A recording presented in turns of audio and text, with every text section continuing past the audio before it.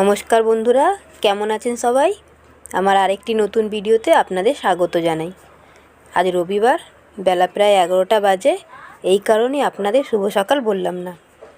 শারদ উৎসবের আগে আমাদের বাঙালিদের মধ্যে একটা নিয়ম আছে, সেটা আপনারা জানেন, মহিলা গুরুজনদের আলতা সিঁদুর দেয়া। তাই আজ আমরা মাসি শাশুড়ির বাড়ি যাচ্ছি আলতা সিঁদুর দিতে। সেই জন্যই সব গোছগাছ চলছে। এই যে আমরা সব এবার বেরিয়ে পড়লাম। আর এদিকে আমার ছেলে মেয়ের তো খুব আনন্দ, আমার মেয়ের তো বিশেষ করে, কেন সারাদিন তো আমার মেয়ে বলতে থাকে মানা বাড়ি যাব, মানা বাড়ি যাব। মানা বলতে আমার মাসি শাশুড়ির নাম। আমার শাশুড়ি মা সবসময় মানা মানা বলে ডাকে, তো সেটাই ও শোনে। আর এই কারণেই সাজুগুজু করলে বলে আমি মানা বাড়ি যাচ্ছি। এই যে এদিকে এবার আমাদের অটো দাঁড়িয়ে আছে, আমরা এবার সবাই এক এক করে উঠবো।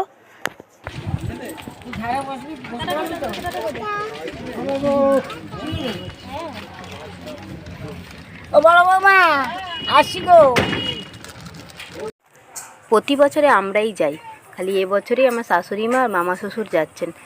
আর শেষদি আর বড়দি কোনোদিনই যেতে পারে না, কারণ শেষদি তো বিউটিশিয়ান। তাই জন্য এই পুজোর টাইমে প্রতিদিনই কাজ থাকে। আর বড়দির এই যে দোকান, তাই দোকান ছেড়ে বড়দি যাওয়া সম্ভব হয়ে ওঠে না। আর এদিকে রাজুদা বড়দির মাথা খারাপ করে দিচ্ছে, বলছে ভালো করে হাসো, ফটো তুলবো।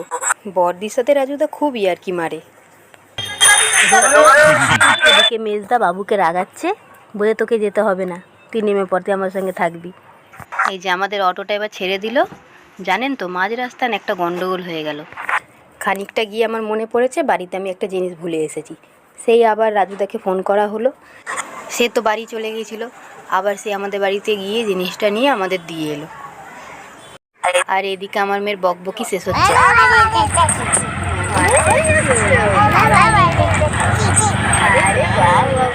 যতক্ষণ না গাড়ি থামবে ততক্ষণ ওর বকবক শেষ হবে না। যা দেখবে তাই বলবে। ওই দেখো মা হাম্বা, মানে গরুকে দেখলে বলে মা হাম্বা। তাড়াহুড়োতে তো আমরা মিষ্টি নিতেই ভুলে গিয়েছিলাম। তারপরে মিমির বাবা একটা দোকান দেখতে পেয়ে আমাদের অটোটাকে দাঁড় করালো, মিষ্টিটা নিল। তাড়াহুড়ো থাকলে সত্যি কিছু না কিছু ভুলেই যায় মানুষ। এই যে পুকুরটা দেখতে পাচ্ছেন, আমি ঠিক মতন দেখাতে পারছি না, অনেকটা দূরে তো, আর অটোটাও চলছে।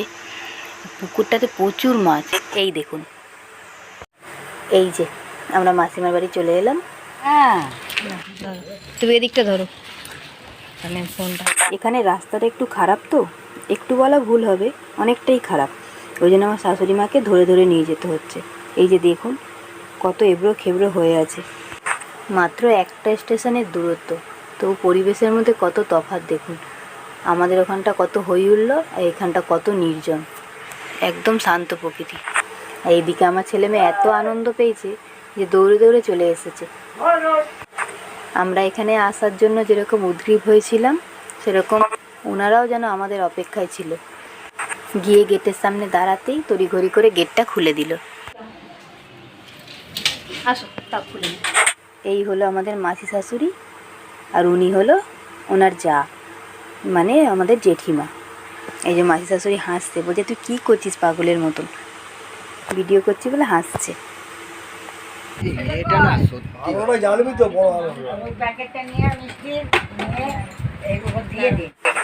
মহিলা গুরুজনদের আলতা সিঁদুর দিয়ে প্রণাম করে আশীর্বাদ নিয়ে এবার শারদ উৎসবে আমি সামিল হব।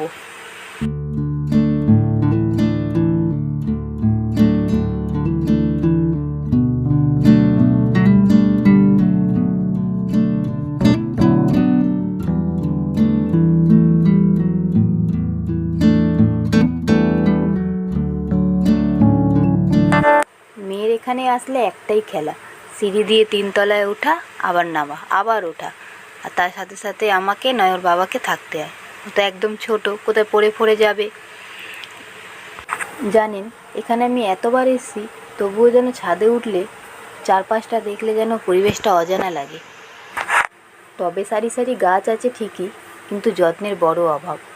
দেখেই বুঝতে পারছেন, আসলে বাড়ির সদস্যদের মধ্যে বেশিরভাগই বয়স্ক। তো নিচতলা থেকে ডাক পড়েছে বিকালে চায়ের জন্য, এবার আমরা নিচে যাব। তাহলে ভিডিওটা এখানেই শেষ করলাম। ভিডিওটা কেমন লাগলো কমেন্টে জানাবেন, ভালো লাগলে লাইক করে দেবেন। ভালো থাকবেন, সুস্থ থাকবেন, সাবধানে থাকবেন। দেখা হবে আরও একটু নতুন অন্য কোনো ভিডিওতে।